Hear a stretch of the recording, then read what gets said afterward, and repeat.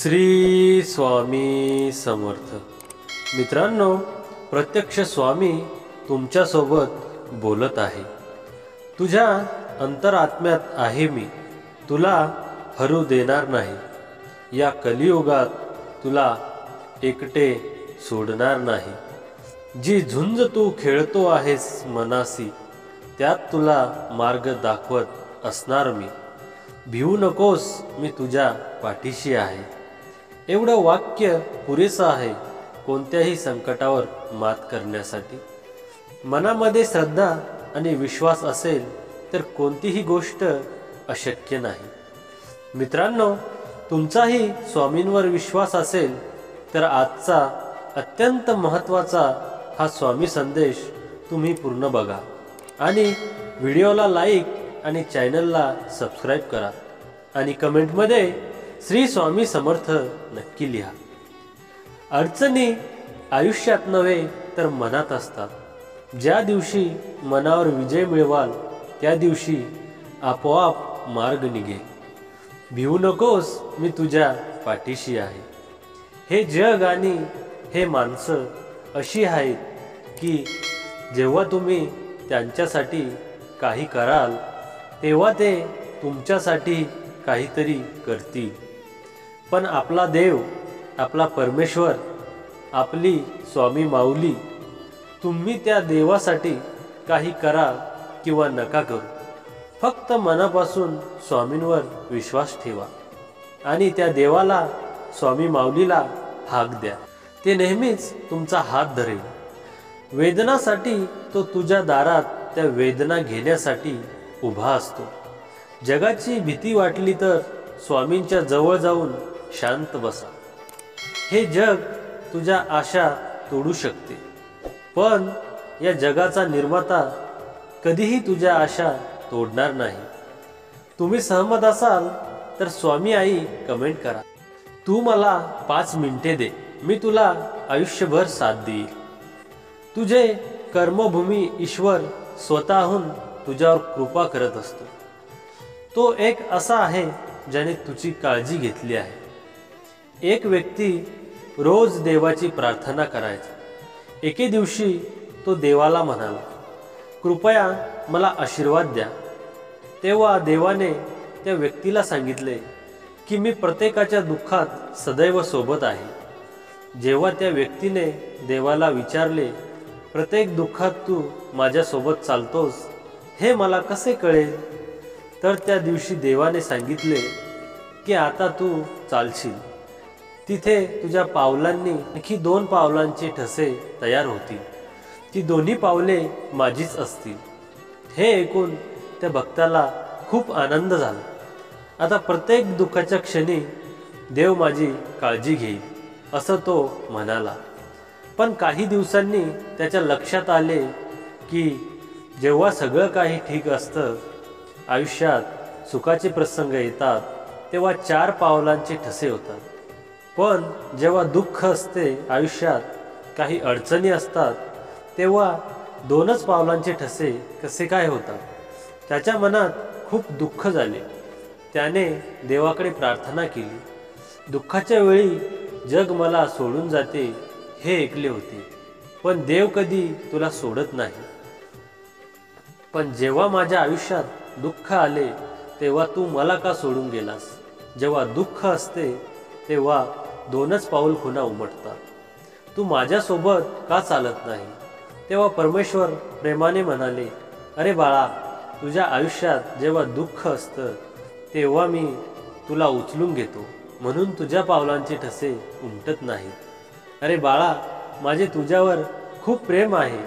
मी तुला माझ्या काखेत उचलून घेतलेलं असतं, म्हणून तुझ्या पावलांचे ठसे तुला दिसत नाही। मी तुझ्या मदतीला सांगून नाही, न बोलता धावून येईन। फक्त माझ्यावर विश्वास ठेव। काळजी करू नको, आयुष्य सुंदर आहे। कर्मांवर विश्वास ठेवा। कितीही संकटे आली तरी तुम्ही त्यातून बाहेर याल। श्रीमंतीचा गर्व नको, स्वाभिमानाने जगावे। मीपणा सोडा, सर्वांशी प्रेमाने वागा। मन परमेश्वराच्या चिंतनात गुंतवा। थोरा मोठ्यांचा आदर राखा। समतोल मनासारखे कोणतेही व्रत नाही, समाधानासारखे कोणतेही सुख नाही, आणि लोभासारखा कोणताही आजार नाही, आणि दयेसारखे कोणतेही पुण्य नाही। जगी जन्म मृत्यू असे खेळ ज्यांचा, नको घाबरू तू असे बाळ त्यांचा।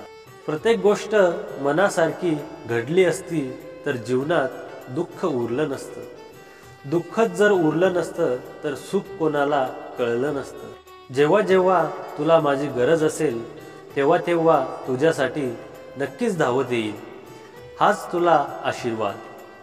काही वेळा नियती तुम्हाला मुद्दाम अनपेक्षित संकट देते, ते फक्त आपलं कोण आणि परक कोण हे ओळखण्यासाठीच।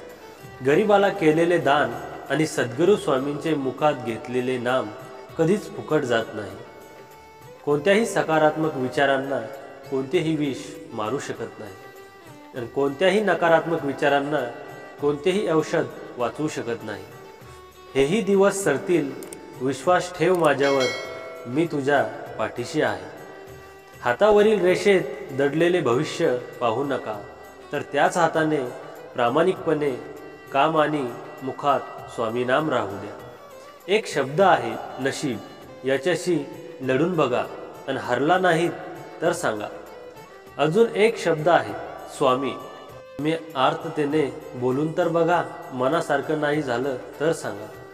नियत कितीही चांगली असू द्या, ही दुनिया आपल्या दिखाव्यावरून आपली किंमत ठरवत असते, आणि आपला दिखावा कितीही चांगला असू द्या, परमेश्वर आपली नियत ओळखून आपल्याला फळ देत असतो। मृत्यूनंतर जे जे काढून घेतले जाईल तो संसार असेल, पण मृत्यूनंतर जे चितेच्या ज्वालासोबत लपेटून घेईल ते तुमचे कर्म असेल, आणि मी तुमच्या सोबत असेल। आपला वेळ स्वतःला घडविण्यात खर्च करा, म्हणजे तुम्हाला इतरांचा दोष पाहायला वेळ मिळणार नाही।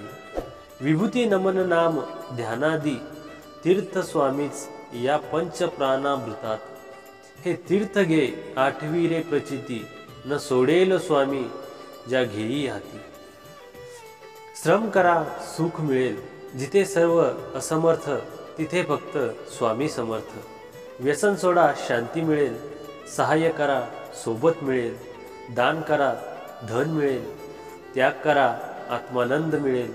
मी सर्वत्र आहे, मी चराचरात व्यापून आहे, मी वारा आहे, मी पाणी आहे, आकाशही मीच आहे, गाणगापुरात मीच आहे, ध्रुवावर कैलासावर आणि गरुडावरही मीच आहे। मी कुठेही गेलेलो नाही, मी सदैव तुझ्या पाठीशी आहे। मी पणा दूर ठेवून जा, विश्वास ठेवा, पदरी अपयश कधीच येणार नाही।